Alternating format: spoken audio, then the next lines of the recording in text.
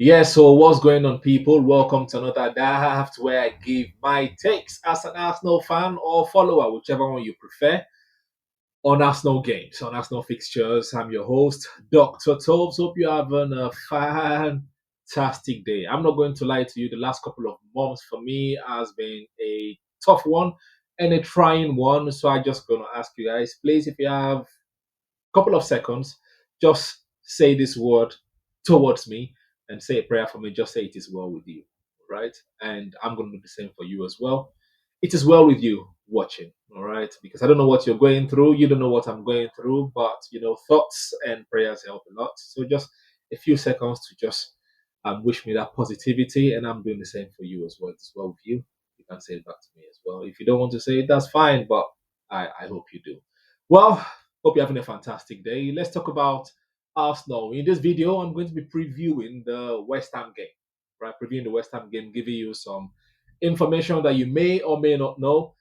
Do my predicted starting 11, predicted starting lineup, as well as some context around the game based on my own perception and perspective. Please join me and give your own thoughts as well in the comment section below. While you're going down, please press the like button, subscribe if you're new to the channel or yet to do so. Let's build this community very, very quickly. The last couple of months, even though it's been trying for me, one positive in my life is that the channel has been growing a lot, significantly, incrementally is what I'm going to say. So that has been positive, and I'm going to say thank you to everyone that subscribed, thank you to everyone that likes, thank you to everyone that comments.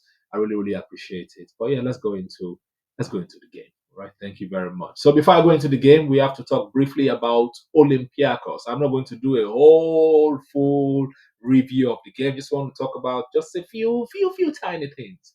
Like how the style of play this season seems to be the same both in the Premier League and in the Champions League compared to last season at the group stages where Arsenal were very, very fluid. They were scoring lots of goals, and in Premier League it was very, very quite. It was pragmatic.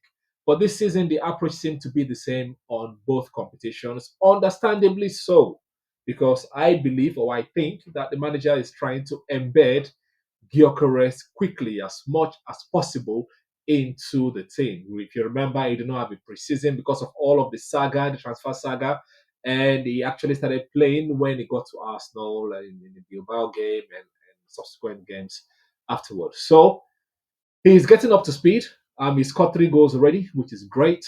Gyokeres, but his hold-up play was shaky initially. He's getting better and better and better. In the Olympiacos game, I could also notice that the Arsenal players were trying to find it quicker, were transitioning quicker. So there was a bit of understanding between the squad, the old squad, and Gyokeres. Same thing as when Eze comes into the team. There are people also trying to find that balance. So I understand why there is not a lot of difference in style of play in the Champions League and the Premier League. But regardless of that, we had a win, and I hope that gives confidence going into the West Ham game. So let's talk about West Ham. West Ham, West Ham, West Ham. West Ham have a new manager in Nuno Espirito Santo.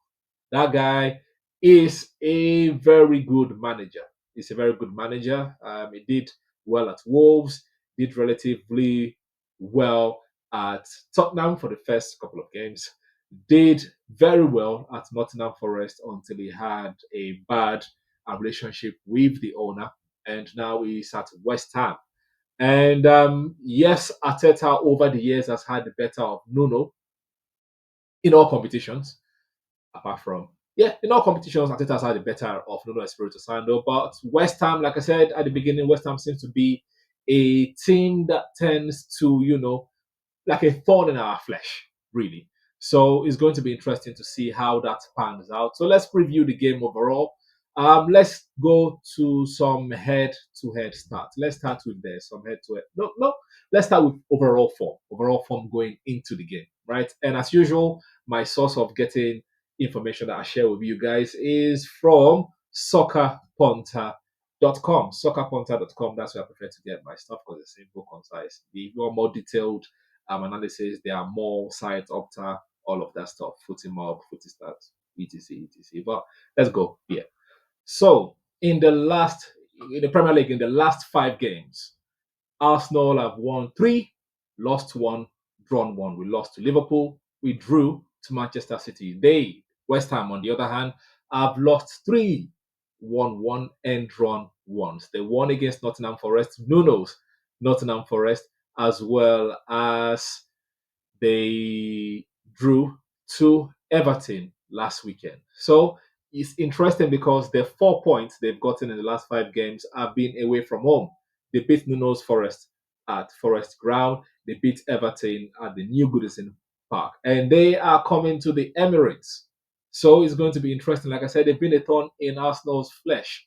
And they have Nuno. Nuno is different from Graham Potter, even though Graham Potter seems to know how to get the better of Arteta as well. Good thing that he's gone. Arteta has gotten the best out of Nuno Espirito for a long, long time, so I'm not worried about that. But West Ham is the club that I'm concerned about.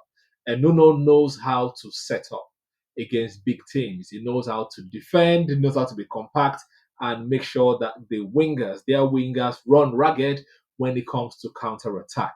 And so we'll talk about their wingers when we get to the when I'm talking about danger men. But for now, just know that their Premier League form away from home seem to be okay. Although on the other hand, Arsenal and the Emirates has been good in the Premier League this season. The only draw was against Manchester City. All the other ones has been wins so far. And overall form, if you include the Champions League, Arsenal has won 4 of their last 5 games, drawing one. West Ham don't play in any of the European competitions, so their form is their form overall. Now, if when it comes to overall head to head, we've both met each other 41 times, and Arsenal has won 26. They've won 8. As you can see, they're drawing 7. So the stats are in Arsenal's favor on this one. We've won more than we've lost.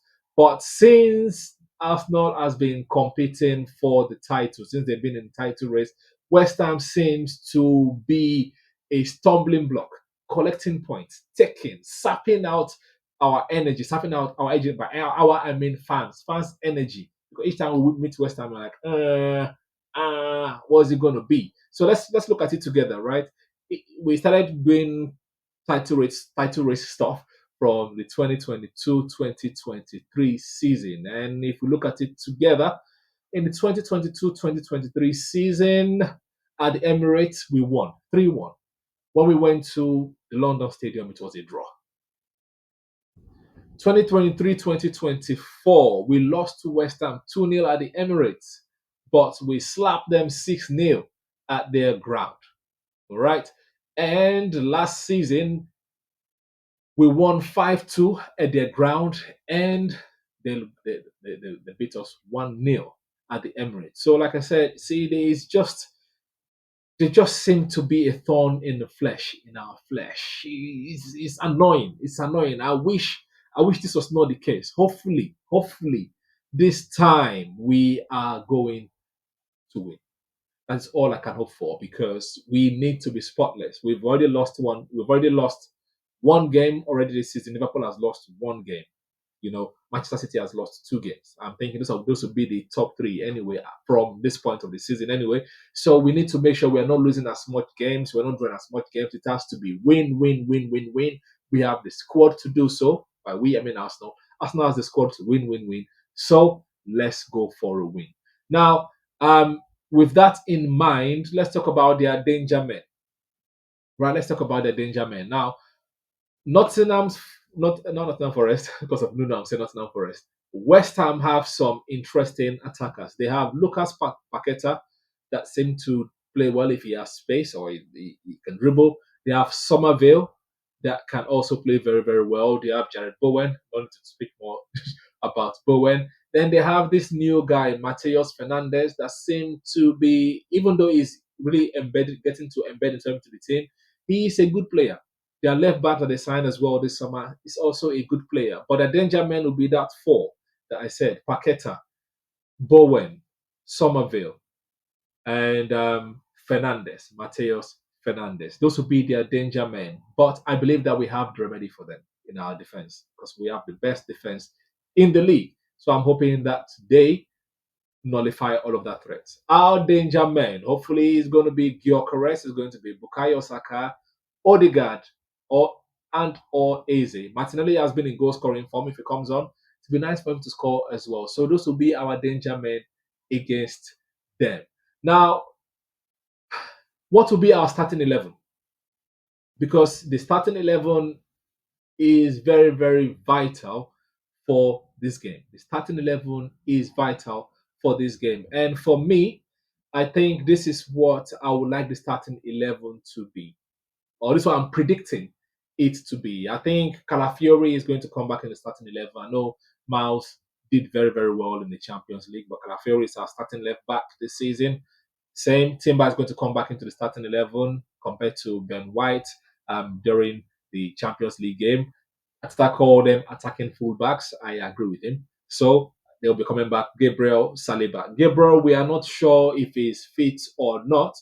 According to Arteta, he said they are going to see. That's what he says every time. So I'm estimating that it was just a minor injury and Gabriel is actually going to start. Well, if he does not start, Moscarol is a good deputy anyway. So those will be our back four, I will say. And left for me, I would have dropped Rice. Not because Rice is a bad player, but because Rice tend to be shaky against West Ham. Rice tends to be shaky against West Ham, and we don't want shaky. I would have played Zubimendi, Merino, Odegaard, but we know what Rice can do, right? And also, it's Nuno's West Ham. They're going to like have a 3-4-3 or 3-4-2-1 type of situation. So we need Rice to be able to drive and run with the ball. Bruno does not have that in him. Bruno is more attacking focused. So I think it's going to be a double pivot of Rice and Zubimendi. And then we have Eze, Odegaard, Saka, and Gyokeres as the lone striker. So this is the predicted starting 11 I think that Mikel Arteta is going to go with. The only thing that might change is Mosquera for Gabriel. That's why I think. You let me know what you think in the comment section below. I have a predicted scoreline. I'm predicting a very strong 3-1. Now the 3-1, the third goal will come like in the extra time, like the last additional minutes. But a very, very strong 3-1 is what I'm predicting. I'm hoping for a strong performance. I'm hoping we nullify West Ham's threat. I hope that all they have is just huffing and puffing. We push them to the wings and the cross, and we just keep heading the balls out, stuff like that. I'm looking for a strong performance from Gyokeres. I'm looking for a strong performance from David Raya, from Rice, from Eze, from Odegaard. I just want the team to be more attacking, more fluid. The handbrakes are off already. So let long may it continue. The handbrake stays off and we smash them 3-1. That is my prediction. You let me know what you think in the comment section below. Please press the like button while you're going down. Subscribe if you're new to the channel or yet to do so. And give us your prediction as well. And until after the game, I'm going to say, come on, you Gunners. Stay safe, people. Peace. Psst, psst. Oi. Subscribe. Press subscribe. Thank you.